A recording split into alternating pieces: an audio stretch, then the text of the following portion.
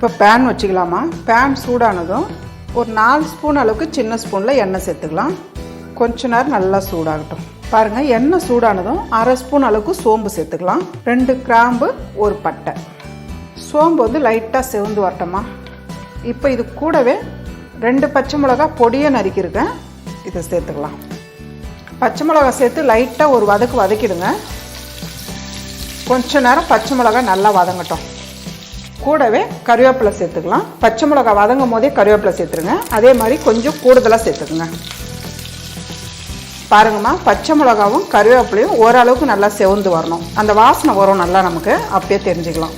பாருங்கம்மா, நான் வந்து 1 கிலோ இறால் எடுத்திருக்கேன். அதுக்கு வந்து 4 பெரிய வெங்காயத்து பொடியை நறுக்கியிருக்கேன், இதை சேர்த்துக்கலாம். நீங்கள் வந்து அதை விட இறால் கம்மியாக எடுத்திங்கன்னா நீங்கள் 2 பெரிய வெங்காயம் சேர்த்துக்குங்க. நல்லா ஒரு பொன்னிறமாக செவந்து வரணும். அது ஒரு நல்லா வதக்கி எடுத்துருங்க. பாருங்கள், வெங்காயம் வந்து இந்த அளவுக்கு நல்லா வதக்கிடுங்க. கூடவே வெங்காயம் வதங்கினதுக்கப்புறம் 1 ஸ்பூன் இஞ்சி பூண்டு பேஸ்ட்டு சேர்த்துக்கலாம். இதையும் சேர்த்து நல்லா வதக்கிடுங்க. பாருங்கள், இப்போ வந்து இஞ்சி பூண்டு பேஸ்ட்டு சேர்த்து லைட்டாக வதக்கிட்டு கூடவே நம்ம இறால் சேர்த்துக்கலாம். நான் வந்து 1 கிலோ இறால் எடுத்து நல்லா கழுவி வச்சுருக்கேன், இதை சேர்த்துக்கலாம். தண்ணி நல்லா வடிகட்டி சேர்த்துருங்கம்மா.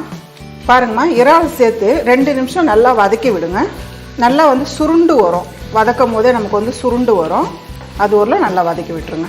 பாருங்கம்மா, இந்த அளவுக்கு நல்லா இறால் வந்து சுருண்டு வரணும். பார்க்குறதுக்கு எவ்வளோ நல்லா இருக்கு பாருங்கள். வெங்காயம் சேர்த்து நல்லா வதக்கிட்டு அடுத்தது இறால் சேர்த்துருங்க.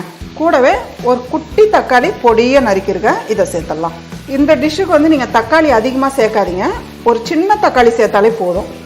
அதே போல் தக்காளி சேர்த்து ரொம்ப நேரம் வதக்க வேண்டாம், ஓரளவுக்கு வதங்கினாலே போதும். இறால் வெந்து வரும்போது அதுவும் வெந்து வந்துடும். இப்போ வந்து அடுப்பு தீ குறைச்சிட்டு நம்ம மசாலா சேர்த்துக்கலாம். ஒரு சின்ன ஸ்பூன் 1 ஸ்பூன் அளவுக்கு மிளகாய் தூள் சேர்த்துக்கலாம். அரை ஸ்பூன் அளவுக்கு மிளகுத்தூள். அதனால தான் வந்து நான் மிளகாய் தூள் கம்மியாக சேர்க்குறேன். 1.5 ஸ்பூன் அளவுக்கு மல்லித்தூள் சேர்த்துக்கலாம். ஜீரகத்தூள் கொஞ்சமாக ஒரு 1/4 ஸ்பூன் அளவுக்கு. அதே அளவுக்கு கரம் மசாலா 1/4 ஸ்பூன். ஒரு 4 சிட்டிக்கு அளவு மஞ்சத்தூள் சேர்த்துக்கலாம். தேவையான அளவு உப்பு சேர்த்துக்கலாமா. இப்போ இதெல்லாம் சேர்த்து நல்லா மிக்ஸ் பண்ணிவிடுங்க. பாருங்கள், இறால் வதக்கும் போதே தண்ணி நிறைய வரும்.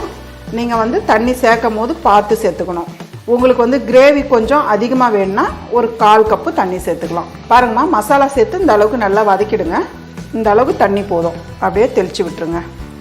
உங்களுக்கு கொஞ்சம் எனக்கு கிரேவியாக வேணும்னா நீங்கள் இன்னும் கொஞ்சம் லைட்டாக தண்ணி சேர்த்துக்குங்க. பாருங்கள், தண்ணி சேர்த்துட்டு நல்லா கிளறி விட்டுருங்க. ஒரு 8லேருந்து 10 நிமிஷம் மூடி வச்சாலே போதும்.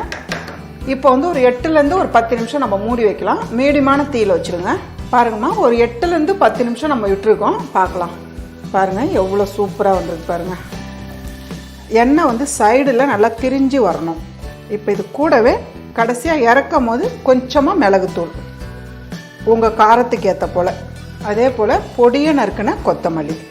இப்போ மிளகுத்தூளும் கொத்தமல்லியும் சேர்த்து நல்லா பெரட்டி விட்டுடுங்க. அவ்வளோதாம்மா, நல்ல டேஸ்டான நல்ல ஒரு காரசாரமான இறால் மசாலா ரெடி.